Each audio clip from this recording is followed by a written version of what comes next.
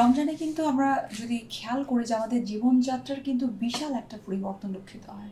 আমাদের খাদ্যাভ্যাস থেকে শুরু করে আমাদের কাজের ধরন, কাজের সময়, কাজের প্যাটার্ন, ইনফ্যাক্ট আমাদের ঘুমের সময় পর্যন্ত কিন্তু একটু পরিবর্তন হয়।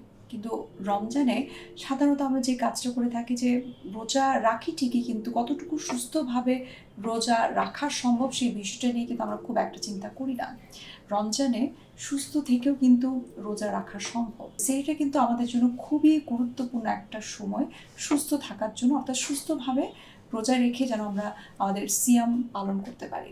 আমরা অনেকেই আছি যারা সেহরি একেবারেই অ্যাভয়েড করে থাকি, বা সেহরির সময় কোনো কিছু আমরা খাওয়া দাওয়া করি না, আমরা ইফতার করি এবং 10টা-11টার দিকে কোনো একটা ছোট্ট মিলে কিন্তু সেহরি খাওয়ার ক্ষেত্রে আমাদের অনেক রকমের একটা অবহেলা কাজ করে থাকে। কিন্তু সেহরির সময়টা সব থেকে গুরুত্বপূর্ণ, কেননা এই সেহরি খাওয়ার মাধ্যমেই কিন্তু নির্ভর করবে যে আপনি তার পরের দিন, অর্থাৎ আমরা যে 14 ঘন্টার মতো বা 15 ঘন্টার মতো আমরা রোজা রাখছি বা উপবাস থাকছি, সেই সময় আমি কতটুকু সুস্থ থাকতে পারি সেটা কিন্তু ডিপেন্ড করে যে আপনি সেহরিতে কী কী ধরনের খাবার গ্রহণ করছেন।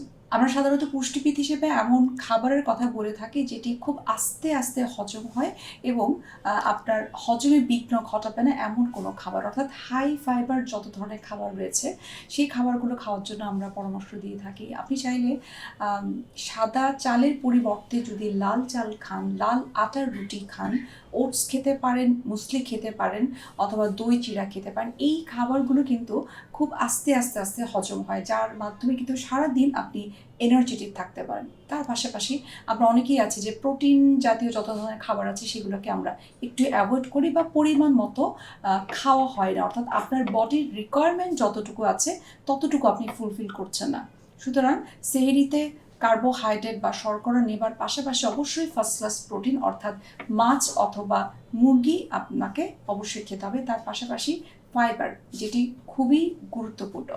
শাকসবজির মধ্যে থাকতে পারে যে কোনো মিডিয়াম ফাইবারের অথবা লো ফাইবারের শাকসবজি। অনেকে আছে যাদের গ্যাস্ট্রিকের সমস্যা আছে, তারা চাইলে সেহরিতে অতিরিক্ত যে সবজি, অতিরিক্ত ফাইবার সেগুলো গ্রহণ করা থেকে বিরত থাকতে হবে। সুতরাং সেহরির খাবার এমন হতে হবে যেটি খুব আস্তে আস্তে হজম হয় এবং সারাদিন আপনাকে এনার্জি দিতে পারে, যেটাতে পর্যাপ্ত পরিমাণে ভিটামিনস মিনারেলস থাকবে এবং হাই প্রোটিন সমৃদ্ধ হবে।